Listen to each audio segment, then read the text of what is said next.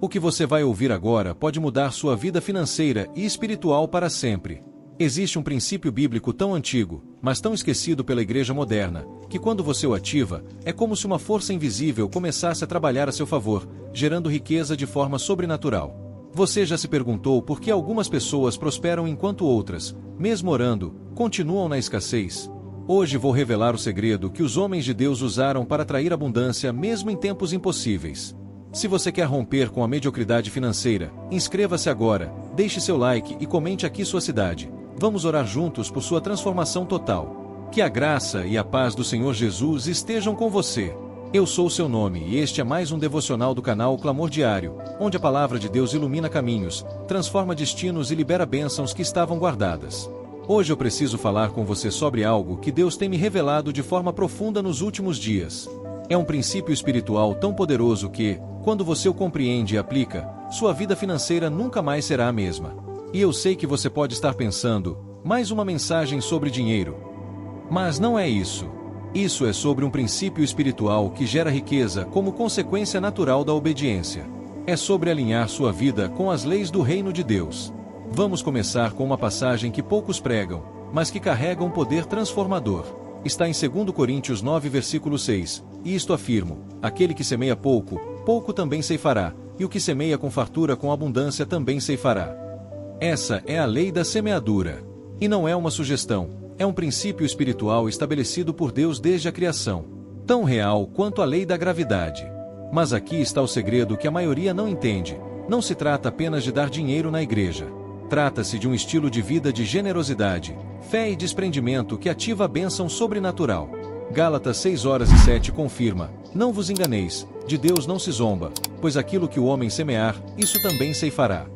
Isso significa que existe uma matemática divina operando no universo espiritual. Você não pode enganar essa lei. Você não pode trapacear esse princípio. Você colhe exatamente o que planta. Agora presta atenção no que vou te dizer, porque isso pode chocar você. A pobreza é uma maldição, não uma virtude. Eu sei que isso vai contra muito do que se ensina por aí. Muita gente romantiza a pobreza como se fosse sinônimo de santidade. Mas a Bíblia não diz isso. Deuteronômio 28 deixa claro: a obediência traz prosperidade, e a desobediência traz escassez. Jesus veio para nos libertar de toda maldição, incluindo a pobreza. Gálatas 3 versículos 13 declara: Cristo nos resgatou da maldição da lei, fazendo-se Ele próprio maldição em nosso lugar. Cristo já pagou o preço. Você não precisa viver em escassez. Você não precisa aceitar a pobreza como destino. Deus quer que você prospere. Mas aqui está a chave: a prosperidade de Deus não vem por acaso. Ela vem pela aplicação dos princípios do reino. A viúva de Sarepta. Vamos olhar para uma das histórias mais impressionantes da Bíblia. Em 1 Reis 17, havia uma grande seca.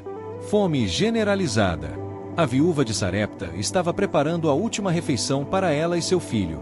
Depois daquilo, só restava morrer. Mas o profeta Elias chega e faz um pedido absurdo: me dá primeiro um bolo. Pensa comigo, ela tinha apenas um punhado de farinha e um pouco de azeite. Era literalmente a última coisa que ela possuía. E o profeta pede que ela dê primeiro. Mas sabe o que aconteceu? Ela semeou na escassez. Ela praticou o princípio esquecido: dar quando parece impossível dar. E qual foi o resultado? A palavra diz: a farinha da panela não se acabou, e a botija do azeite não faltou, segundo a palavra do Senhor, por intermédio de Elias. Multiplicação sobrenatural. A lei da semeadura em ação. Agora me responde com honestidade: quando foi a última vez que você deu algo na escassez? Quando foi a última vez que você semeou mesmo quando parecia loucura? A maioria das pessoas só quer dar quando está sobrando. Mas o princípio esquecido é justamente esse: semear na escassez ativa a multiplicação sobrenatural. Provérbios 11 versículos 24-25 confirma: há quem dê liberalmente, e vê aumentar suas riquezas, outros retêm mais do que é justo, e caem na penúria. A alma generosa prosperará, e quem dá a beber será dessedentado. Você leu isso? Quem dá liberalmente aumenta suas riquezas.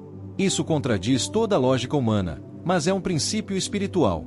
Salomão e a sabedoria. Vamos falar de Salomão. Quando Deus apareceu para ele e disse: pede o que quiseres, Salomão poderia ter pedido riquezas, fama, poder. Mas sabe o que ele pediu? sabedoria para governar o povo. E o que Deus respondeu? Está em 1 Reis 3 versículos 13.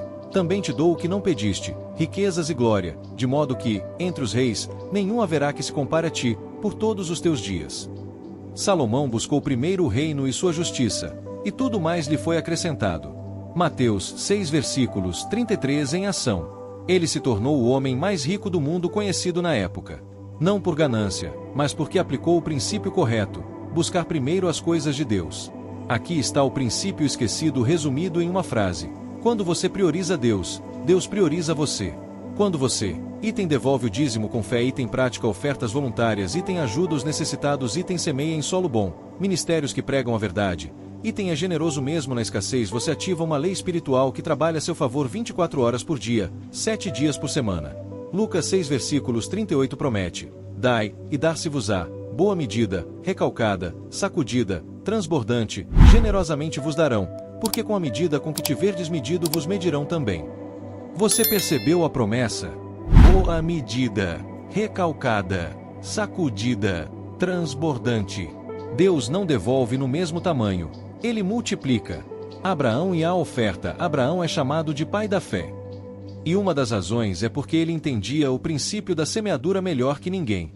Quando ele voltou vitorioso da batalha, ele encontrou Melquisedeque, sacerdote do Deus Altíssimo. E o que Abraão fez? Deu o dízimo de tudo que tinha conquistado. Ele não foi obrigado. Não havia lei ainda. Mas ele reconheceu que Deus era a fonte de tudo. E essa honra desencadeou uma bênção geracional. Gênesis 13 versículos 2 declara: Abraão era muito rico em gado, prata e ouro. E mais, a bênção de Abraão chegou até nós. Gálatas 3 versículos 14 diz: a bênção de Abraão chegasse aos gentios, em Cristo Jesus. Quando você honra a Deus com suas finanças, você não está apenas sendo abençoado, você está gerando bênção para as próximas gerações. Então deixa eu te fazer uma pergunta direta. Você tem praticado esse princípio ou tem apenas desejado prosperidade? Porque tem muita gente que quer a bênção, mas não quer obedecer o princípio. Quer colher sem semear. Quer multiplicação sem generosidade. Quer prosperidade sem fidelidade. Mas não funciona assim. Você não pode quebrar as leis de Deus e esperar que Ele te abençoe. Malaquias 3 versículos 10 é um desafio de Deus. Trazei todos os dízimos à casa do tesouro, para que haja mantimento na minha casa. E provai-me nisto, diz o Senhor dos Exércitos, se eu não vos abrir as janelas do céu e não derramar sobre vós bênção sem medida. Deus está dizendo: testa-me, obedece e vê se eu não vou te surpreender. O jovem rico, mas agora deixa eu te mostrar o outro lado. Em Marcos 10, um jovem rico veio a Jesus perguntando o que fazer para herdar a vida eterna. Jesus disse: vende tudo, dá aos pobres e segue-me. E sabe o que aconteceu? O jovem foi embora triste porque tinha muitos bens. Ele falhou no teste do desprendimento. Ele amava mais o dinheiro do que a Deus. E por isso perdeu a maior bênção que poderia receber: andar com Jesus. O dinheiro não é o problema. O apego ao dinheiro é o problema. Quando você não consegue soltar, você está preso. E Deus não abençoa quem está preso à matéria. Agora eu quero que você faça uma oração de quebra de apego comigo. Repete em voz alta: Senhor Jesus, eu reconheço que tudo que tenho vem de Ti. Eu renuncio a todo apego ao dinheiro. Eu declaro que Tu és meu Senhor e não o dinheiro. Ensina-me a semear com generosidade, a dizimar com fidelidade, a ofertar com alegria. Eu ativo hoje o princípio da semeadura na minha vida. Que a multiplicação sobrenatural seja liberada sobre mim. Eu creio, eu recebo, eu decreto. Em nome de Jesus, amém. Então qual é o princípio esquecido que gera riqueza sobrenatural? É simples, mas profundo. Generosidade ativa a multiplicação. Não é sobre ganância.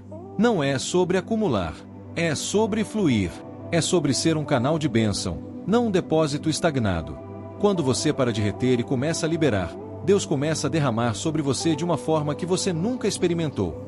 Provérbios 3 versículos 9 e 10 resume tudo. Honra ao Senhor com os teus bens e com as primícias de toda a tua renda, e se encherão fartamente os teus celeiros, e transbordarão de vinho os teus lagares. Você honra a Deus, Deus enche seus celeiros. É uma aliança. É um pacto. É uma lei espiritual. Agora fecha os olhos comigo e recebe essa oração de ativação financeira. Pai Celestial, em nome de Jesus, eu declaro sobre a vida de quem está assistindo agora, que o princípio da semeadura seja ativado. Que a generosidade flua como um rio. Que a multiplicação sobrenatural comece hoje. Senhor, quebra toda mentalidade de escassez, toda crença limitante, todo apego doentio ao dinheiro. Ensina teus filhos a semear com fé e colher com abundância. Que as janelas do céu se abram. Que a bênção transborde. Que a riqueza sobrenatural seja gerada pela obediência ao teu princípio. Em nome poderoso de Jesus, está feito. Amém. O que Deus começou na sua vida hoje, ninguém pode parar. Você vai testemunhar um novo tempo sobre suas finanças e sobre sua fé. O princípio esquecido foi ativado na sua vida neste momento. A generosidade vai gerar multiplicação. A semeadura vai produzir colheita abundante.